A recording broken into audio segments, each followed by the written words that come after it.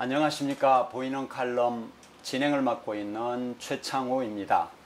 진주의료원 폐업 강행 소식은 중증질환 환자들에게 하늘이 내려앉는 것 같은 그런 충격을 주지 않았을까 싶은데요.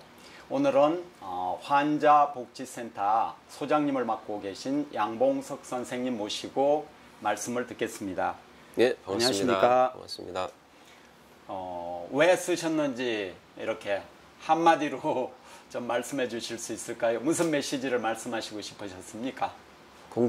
진주의료원 사태를 계기로 해서 이제 공공의료 문제가 이슈화 되고요. 특히 박근혜 대통령 정부에서 중증질환자 4대 비급여 문제 해결에 대한 기대감이 언제가 높았다고 생각하는데 그 기대감이 점점 실망으로 바뀌고 있는 그런 시점이기 때문에 시민사회나 정부 당국자들에게 주의를 환기시키는 의미에서 칼럼을 쓰게 됐습니다. 주의를 환기시켜서 지금 세상은 더 이상 안 되겠다 이런 메시지를 전하고 싶습니다. 그렇습니다. 더 이상 이런 방식의 의료보장 제도로는 어렵지 않겠느냐. 정말 이번만큼은 의료보장 제도를 제대로 개혁을 해야 되지 않겠느냐. 3대 비급여 문제를 제대로 해결해야 되지 않겠느냐. 이런 간절한 열망과 또 촉구 이런 메시지를 전달하기 위해서 칼럼을 쓰게 됐습니다. 칼럼 쓰시고 나서 어떤 반응이 있거나 뭐 그런 거 있으면 소개 좀 부탁드립니다. 칼럼을 쓰면서도 다시 한번 쓰는 과정에서 고통받고 있는 환우들에 대한 또 가족에 대한 생각이 떠올라서 가슴이 먹먹했고요. 또 칼럼을 쓰자마자 프레시안 탑으로 걸려가지고 이게 정말 사회적으로 중요한 이슈구나 그런 생각을 새삼 다시 하게 됐습니다. 뭐 탑으로 걸린 모습 저도 봤습니다. 너무 좀 절실하게 다가왔습니다. 제목 자체가 상당히 좀 사회적으로 충격적인 제목일 수 있습니다. 그 제목 자체가 이제 20년간 간병을 하던 거 어머니 이야기. 그 말씀 좀 소개 좀 해주시겠습니까? 그 어머님이 이제 언론에 소개된 케이스인데 뮤코 다당증이라고 하는 우리 몸에서 생성돼야 되는 효소가 생성이 안 돼서 그게 뮤코 다당증이라는 희귀 난치성 질환입니다.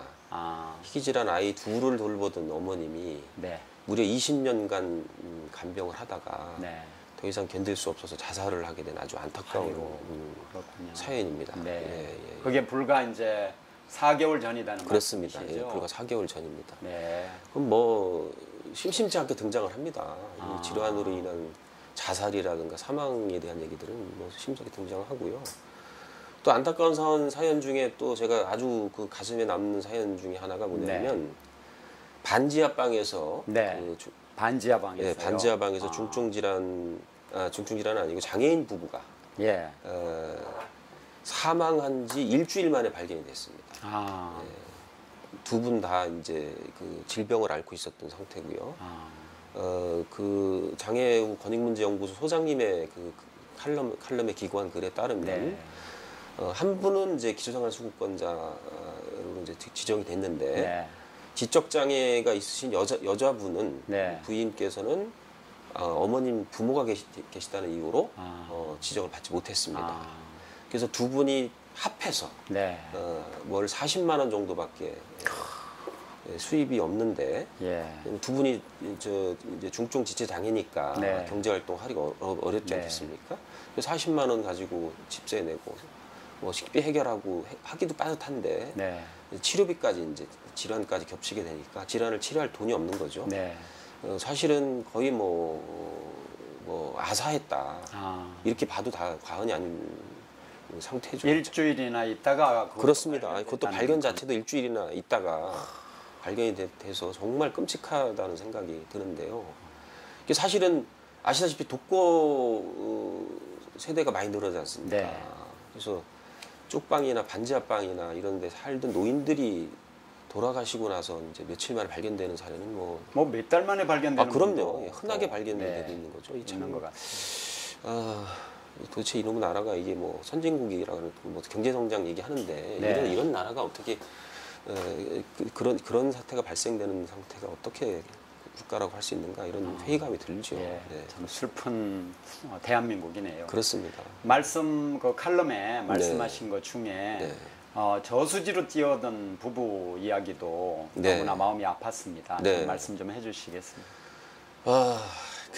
참 기가 막힌 얘기인데 그 부인께서 치매에 걸리신 거죠. 이제 치매에 걸리셔서 무려 이제 수년간 이제 간병을 이제 남편께서 지극정성으로 간병을 하신 거죠. 하셨는데 당연히 아시다시피 차도가 있을 수는 없고 점점 악화되는 상황이고 어쨌든 이제 심신이 지치니까 더 이상 어떻게 뭐 상태는 더 좋아지지 않고 본인은 그 오랜 기간의 간병을 통해서 경제적으로 너무 공공해지고 이제 정신적으로나 육체적으로 더 이상 어떻게 돌봄을 할 수 있는 에너지 자체가 이제 거의 불발되다시피 했다고 느끼는 상황이 되면 그러면 사실은 이제 그 긴 병을 간병하다가 오히려 이제 간병하던 사람이 이제 병에 걸려서 먼저 사망하는 경우도 사실 상당히 많거든요. 그럼 이제 그런 어떤 이제 거의 뭐 공황 상태에 오신 게 아닌가. 그러면서 차라리 당신 이렇게 고생하느니 당신도 죽고 나도 죽자. 이런 길을 선택하신 게 아닌가. 그래서 그 치매 걸린 부인을 아무것도 모르는 부인을 그 옆에 태우고 저수지로 차를 몰고 들어갔을 때 그분의 심정이 어떻게 했느냐. 정말 가슴이 먹먹하고 끔찍한 일입니다. 근데 아무도 그 지경에 이르기까지 이웃에서 어느 누구도 손을 내밀지 않았다는 거죠. 조금도 거들어주지 않았다는 거죠. 자살을 결심하기까지. 너무나 그냥 외롭고 힘들고 그 고통 고달프고 하는 상황이 됐군요. 그렇습니다. 제가 그래서 거기 이제 지옥을 경험해 보신 적이 있느냐라는 지옥이 따로 없다라는 얘기를 많이 하지 않습니까? 묵불인견, 뭐 지옥이 따로 없다 이런 표현을 쓰는데 사실은 나날이 지옥이죠. 그런 분들에게는 하루가 편할 일이 있겠습니까? 뭐 돌아서면 뭐 이제 뭐 변을 이제 배설해가지고 이제 뭐 바른다든가 뭐 온 집안을 다 이제 헤집어 놓는다든가 갑자기 사라져서 찾기가 너무 힘들다든가 뭐 밥을 줘도 또 계속 밥을 달라고 한다든가 이 뜻모를 뭐 행동을 하고 이유 없는 막 그 폭언을 퍼붓는다 이러면 사실 견딜 수가 없죠. 견딜 수가 없죠.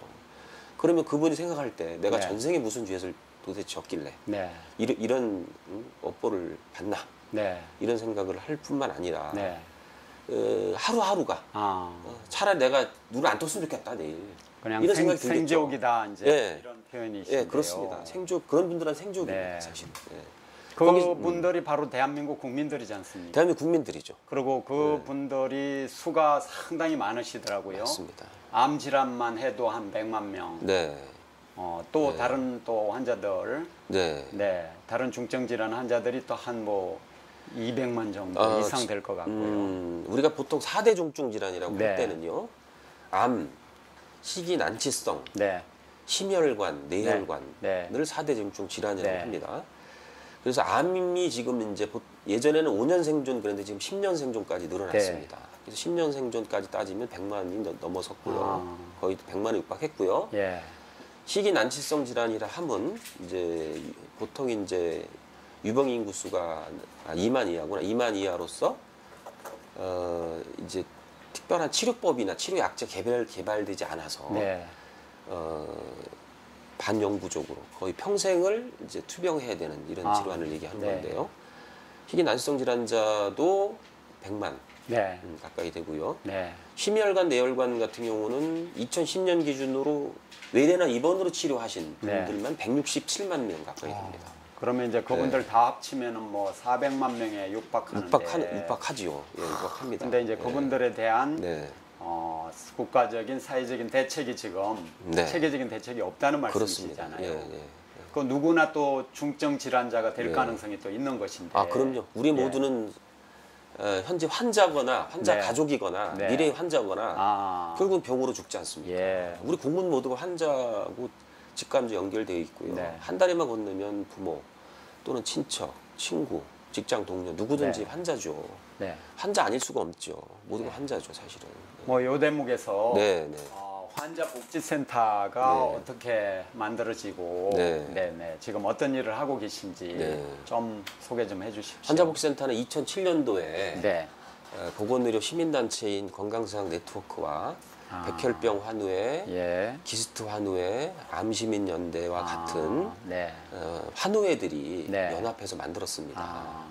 만들게 된 계기는 뭐냐면 환자 복지 그랬을 때 복지라는 말이 굉장히 낯서실 거예요. 들어보실 때. 네, 그렇습니다. 낯선죠. 근데 이건 왜 그러냐면 아직도 우리 국민들이 환자 그러면 이제 질병 걸린 사람 아닙니까? 병에 걸린 분. 그러면 치료만 생각하는 거죠. 병원 가서 치료받는 거다. 뭐 저부터도 좀 그렇게 생각합니다. 그런데 사실 잘 생각해 보시면 병에 걸리는 순간, 특히 중증 질병에 걸리는 순간 온갖 문제가 발생을 합니다. 그걸 압축적으로 표현해서는 신체, 심리, 사회, 경제, 영적인 문제라고 얘기하는데요. 그런 5가지 범주에 걸쳐서 저희가 조사한 거는 한 11가지 범주에 70가지 문제가 발생을 합니다. 예를 들어서는 신체적으로는 당연히 이제 신체 국소적인 질병이 외화된 거니까 신체적인 문제가 당연히 발생을 하죠. 이건 뭐 기본이고요. 통증이 온다든가 그걸로 인한 우울증이 발생되든가 이게 심리적으로 우울증이 발생되는 거죠, 당연히. 그다음에 이제 경제적인 문제가 당연히 발생됩니다. 심리적인 문제에다가 경제적인 문제가 발생을 합니다. 그다음에 이제 사회적으로도 이제 직업 문제가 발생하는 사회적인 단절 문제가 발생을 하는 거죠. 그다음에 이제 사실은 뭐 에이즈라든가 이 중증 질환 환자들이 사회적 차별이 상당히 심각합니다. 또 차별이 심하고 차별 문제도 발생을 하죠. 그다음에 이제 뭐 당연히 이제 죽음의 공포로부터 오는 뭐 영적인 고통도 발생을 하는 거고요. 그다음에 이제 법률적인 문제가 발생을 하는 경우도 많습니다. 예를 들어 의료 사격으로 인한 분쟁. 분쟁에 또 휘말리게 되지요. 얼마 전에 탤런트 박주화 선생님이 이제 다빈치 수술을 받다가 이제 의료 사고로 이제 명백한 의료 사고로 이제 사망을 하셨는데 병원 측이 이제 발뺌을 해서 공방이 생겼죠. 이런 의료 사고도 상당히 많이 발생하고 있습니다. 뭐 이런 거 문제도 하고요. 또 보험회사하고의 분쟁도 상당히 많습니다. 이 보험회사가 가입할 당시에는 온갖 감언이설로 일단 가입을 유도해 놓고 막상 지급할 시점이 되면 이런저런 핑계를 대서 지급을 미루죠. 그렇군요. 그러니까 이제 그런 문제에서 이제 분쟁이 발생을 하는 거죠. 그러니까 이런 이제 법률적인 문제도 발생을 하는 거고요. 그다음 가족 문제 발생되지 않겠습니까? 장기간 간병으로 인한 가족의 우울증 문제 시작해서. 그렇군요. 그러니까 환자 그럼 질병만 생각하는,데 이 복지 문제라고 표현되는 심리사회 경제적 문제가 발생을 한다. 그런데 2007년도 당시에 환자 당사자들은 알았죠. 그래서 그거에 대한 것이 아무런 대책이 없으니까 우리가 장치를 만들자. 그래서 환자복지센터를 만든 거고요. 환자복지센터의 목적은 이런 중증 질환자 심리사회 경제 문제를 지지하는 목적으로 생긴 거고요. 그 이후에 이제 주로 했던 것들이 바로 그런 이제 심리적인 문제를 지지하기 위한 치유 프로그램을 운영을 한다든가. 사회경제 문제를 해결하기 위한 무슨 뭐 의료비 지원을 연계를 한다든가, 뭐 직업재활 프로그램을 뭐 실험한다든가 이런 이제 노력들을 계속 중요한 일을 참 많이들 하고 계시군요. 그렇습니다. 참 또 하는 과정에서 힘들고 외로운 또 그런 또 입장이 실 거라는 또 생각도 이제 듭니다. 왜 이 일을 시작하시게 되셨습니까, 소장님은요? 저희 아버님도 지금 전립선 암을 앓고 계시고요. 그리고 전 이제 사회복지사고요. 그리고 이제 사회복지 쪽에 이제 오래 종사를 하면서 분야를 이제 이 돌봄이나 의료 쪽으로 이제 결정을 하게 됐는데 그거는 이제 직접적 계기는 제가 2005년도에 보건복지부에서 위탁받은 중앙가사간병교육센터장을 하면서 질병이나 중증 질병이나 치매 또는 뇌인성 질환으로 인해서 장기간 돌봄이 필요한 분들에 대한 가사간병 문제를 접하기 시작을 했죠. 그때부터 이제 계기가 돼서 이 문제 심각성을 이제 인지하고 이 일을 계속 하게 됐습니다. 그리고 그 의료 보장 개혁을 해야 된다. 개혁 국민운동을 해야 된다. 그렇습니다. 이런 말씀을 던지셨던데. 그렇습니다. 의료보장제도를 개혁해야 되는 이유는 첫째는 현재 의료보장제도가 첫째는 중증 질병에 대한 사회 안전망으로서 기능을 못하고 있다. 그래 못하고 있다. 그래서 칼럼에도 썼지만 중증 질병에 걸리면 곧 가계 파탄 또는 빈곤층 전락 빈곤과 질병의 대물림으로 연결된다라고 하는 이 끔찍한 현실을 의료보장제도가 전혀 안전망으로 역할을 못 해주고 있다는 것은 사실은 존립 근거가 이미 의미를 상실했다 이렇게 봐야 되는 거고요. 두 번째로는 지금 질병 및 의료 구조가 완전히 바뀌었습니다. 그러니까 고령화 사회가 됐고요. 중증, 만성, 장기 투병 환자들이 4대 중증 질환만 400만 아니겠습니까? 그러니까 질병의 양상 자체가 일시적인 급성기 치료로 해결되지 않고요. 장기간 투병해야 되는 장기 만성으로 이렇게 바뀌었다는 완전히 거죠. 바뀌었습니다. 그런데 현재의 의료 보장 체계는 뭐냐면 철저하게 치료 중심입니다. 치료 이외에 아까 말씀드린 복합적인 문제를 지지하는 것들에 대한 대응을 전혀 못 해주고 있다는 거죠. 따라서 의료보장제도를 개혁을 지금 한시바삐 해야 되는데요. 그분들의 생명과 재산과 직결돼 있는 문제고요. 아까 말씀 당장 지옥 같은 현실을 좀 벗어나게 해달라고 하는 그런 어떤 정말 이 울분, 이 지옥에 빠져 있는 이 고통 속에서 터져 나오는 이 발언이고 호소라는 점을 정말 이해해 주셔야 된다는 거고요.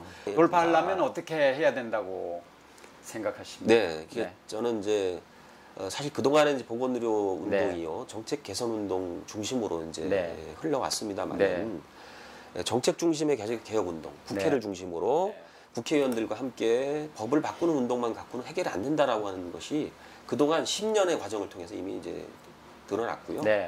그렇게는 안 되겠다. 소수 전문가 몇몇 또는 소수 보건의료 운동 단체 몇몇만의 노력으로 될 문제는 아니다. 국민 모두가 국민 모두가 대만이 바로 그렇게 했습니다. 전민보험 개혁을 국민 모두가 시민운동으로 돌파해냈거든요. 지금 대만의 전민보험은 정말 환상입니다. 거기는 정말. 그래서도 좀 소개를 하셨던 그렇습니다. 상병보험도 이제 50% 보장이 된다. 병이 났을 때도 중대상병제를 그 실시하고 말씀도 있고요. 하셨고요. 이제 우리가 오히려 대만한테 많이 배워야 되고 오히려 배워야 됩니다. 국민이 이제 나서서 나서야 하는 됩니다. 그런 선례다 이런 말씀이시군요. 그렇습니다. 나서면 되긴 되겠습니까? 바꾸죠. 국민이 나서면요? 됩니다. 됩니다. 국민의 힘으로 바꿀 수밖에 없습니다. 국민 화이팅 한번 좀 해주시죠. 대한민국 국민 화이팅! 화이팅! 의료보장제도 개혁 화이팅! 화이팅! 많이 해본 솜씨 같기도 한데요. 프레시안에 이제 칼럼을 쓰시면서 너무나 가슴이 먹먹했다는 말씀을 듣고 저 울 뻔했습니다. 사실은 지금도 마음이 너무 무겁고 그동안 할 일을 참 못했다 이런 생각이 들어서 마음이 좀 무겁습니다. 저는 박근혜 대통령 정말 원칙의 정치인이라고 말씀하시지 않습니까? 약속은 지킨다고 하셨거든요. 다른 문제는 몰라도요. 이 4대 중증 질환 문제, 의료보장제도 개혁 문제, 비급여 문제 개혁하시겠다고 약속하신 거 지키지 않으시면 정말 대통령께서 정말 큰 실수하시는 거고요. 이 환자들에게 수백만 환자들에게 엄청난 문제제기 받으실 거고요. 정말 그러지 않으실 거라고 저는 믿고요. 정말 꼭 개혁해 주시기를 다시 한번 강력히 부탁드리고요. 얼마 전에 공약 가계부에는 연 5천억밖에 배정 안 되는 지금 이런 사태가 생겼습니다. 박근혜 대통령 후보께서도 1조 5천억이 든다고 스스로 말씀하셨는데 지금은 연 5천억으로 이렇게 줄어들어서 사실상 약속을 거의 다 팽개치신 건데요. 만약에 안 지키면 이 당군 일의 최대 사기입니다, 사실은. 우리들이 중증 질환 발생 가능성에서 자유로운 사람은 아무도 없다고 생각합니다. 없습니다. 바로 그러니까 우리 자신의 문제라고 생각이 듭니다. 오늘은 환자복지센터 양봉석 소장님을 모시고 말씀을 나누었습니다. 양 소장님, 귀한 말씀 해주셔서 대단히 감사합니다. 감사합니다. 다음에 또 뵙겠습니다. 감사합니다. 파이팅 한번 더 하고 끝내겠습니다. 의료보장제도 개혁 파이팅! 위로 올리는 걸로. 그럴까요? 의료보장 개혁 파이팅!